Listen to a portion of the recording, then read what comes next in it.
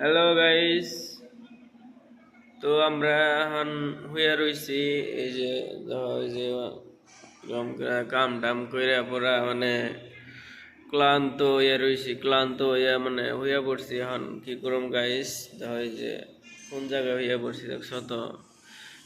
দেশ বাড়ি থাকলে কত রকম করে ঘুমানো লাগে, তোমরা কি বুঝবা এগুলা জ্বালা। তো তোমরা কি কইতাম, তোমাকে আর কোয়ার লাগা কিছু নাই।